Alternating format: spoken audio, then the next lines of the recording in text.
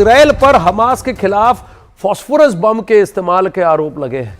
कई media reports में यह दावा किया जा रहा है कि इजराइल ने हमास के ठिकानों पर सफेद फास्फोरस वाले हथियारों का प्रयोग किया है। इजराइल लगातार गाजा पर एयर स्ट्राइक कर रहा है। इन एयर स्ट्राइक्स में अब तक 700 से भी ज्यादा लोगों की जानें जा चुकी हैं।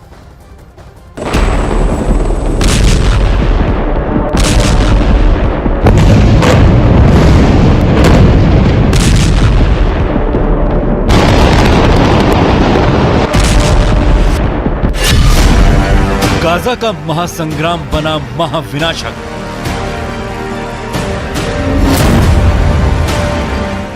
युद्ध में फटा हड्डी गलाने वाला बम।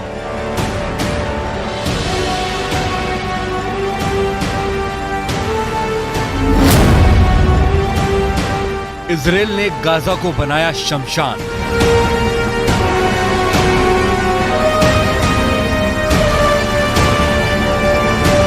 इजराइल ने कसम खाई है कि हमास को मिट्टी में मिला देंगे, लेकिन अब बात हमास से भी आगे निकल गई है और इजराइल की सेना ने तय कर लिया है कि दुनिया के नक्शे से गाजा का नामो निशान मिटा देंगे। और इसीलिए लगातार समंदर से मिसाइल चल रही हैं। इजरायली वायुसेना हवा से बमों की बारिश कर रही है और गाजा पट्टी के आसपास तैनात टैंकों और तोपखानों से विनाशक गोले दागे जा रहे हैं। और इजराइल का दावा है कि इन सभी हमलों के निशाने पर है सिर्फ और सिर्फ हमास आतंकियों के ठिकाने।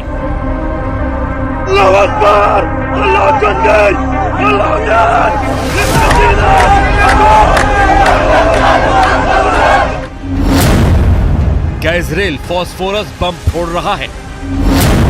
क्या इजराइल ने हड्डी गलाने वाला बम चलाया? क्या इजराइल ने वॉर क्राइम को अंजाम दिया? इजराइल और हमास के बीच चल रही भयंकर जंग में इजराइल पर गाजा में फास्फोरस बम फोड़ने का आरोप लगा।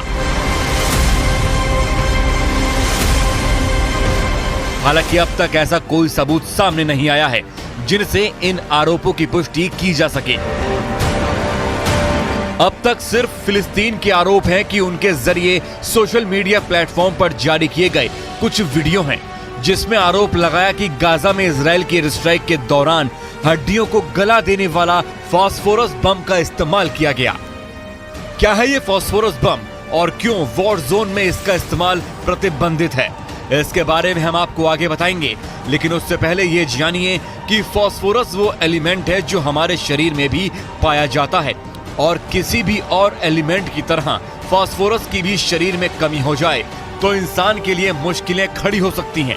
लेकिन यहाँ जिस बम की बात हो रही है उसमें व्हाइट फास्फोरस इस्तेमाल होता है और ये इसलिए खतरनाक है क्योंकि अगर ये फटा तो 3 चीजें होती हैं और तीनों इंसान के लिए जानलेवा होती हैं। पहली चीज होती है कि फास्फोरस बम ऑक्सीजन के संपर्क में आकर फटता है और आसपास के ऑक्सीजन को सोख लेता है, यानी लोगों की दम घुटने से मौत हो जाती है।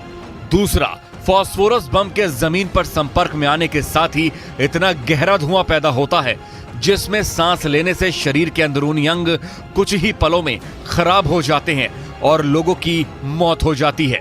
तीसरा और सबसे खतरनाक, फास्फोरस बम में जब विस्फोट होता है तो वो 1300 डिग्री सेल्सियस तक की आग पैदा करता है और इतने ज्यादा तापमान में इंसान की हड्डियां तक गल जाती हैं। इसीलिए इसे हड्डियां गलाने वाला बम भी कहते हैं। वाइट फास्फोरस और फास्फोरस में बहुत फर्क है। वाइट फास्फोरस एक एक्सप्लोसिव मटेरियल है और वाइट फास्फोरस में रबर का मिक्स किया जाता है, एक वैक्स लाइक सब्सटेंस वो उसको बनता है, उसके बाद वो एक एक्सप्लोसिव की तरह एक बम में कन्वर्ट किया जाता है।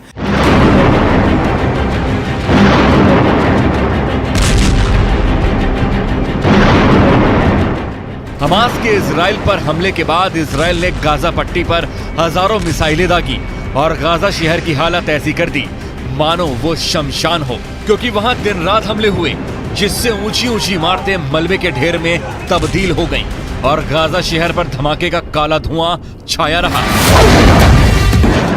लेकिन इसी बीच गाजा में फास्फोरस बम के इस्तेमाल का दावा किए जाने का आरोप लगा और सोशल मीडिया पर जो वीडियो सामने आए उसके आधार पर ये आरोप लगाए गए। आखिर क्या है सच्चाई? क्या इजराइल ने वाकई गाजा में फास्फोरस बम का इस्तेमाल किया? बॉम्ब स्मोक ही स्मोक दे रहा है। अब ये गिरने के बाद मैं देख रहा हूं कि अभी स्मोक आपका शुरू हो गया। अभी जहां पे यहाँ पे अटैक हुआ है, ये ग्राउंड का जब इसका कांटेक्ट हुआ है तो स्मोक स्क्रीन में देख सकता हूं।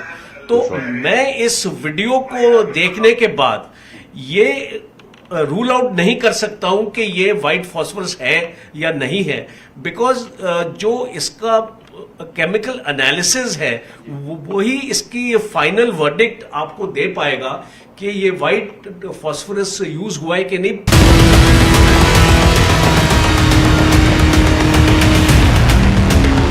वैसे इजराइल पर पहले भी गाजा में ये खतरनाक हथियार इस्तेमाल करने के आरोप लग चुके हैं, क्योंकि 1980 में इस बम के इस्तेमाल से जुड़ा जो समझौता हुआ था, इजराइल ने उस पर कोई साइन नहीं किए थे, जिसके बाद उस पर 2008 से 2009 में गाजा पट्टी में फास्फोरस बम का इस्तेमाल करने का आरोप लगा था, जबकि इस बम पर 1980 में ही सीमित प्रतिबंध लगाए जा चुके हैं, जिसके तहत तय किया गया है कि अगर इस बम का इस्तेमाल रिहायशी इलाकों में हुआ तो इसे केमिकल अटैक माना जाएगा और उस देश के खिलाफ वॉर क्राइम के तहत कार्रवाई हो सकती है।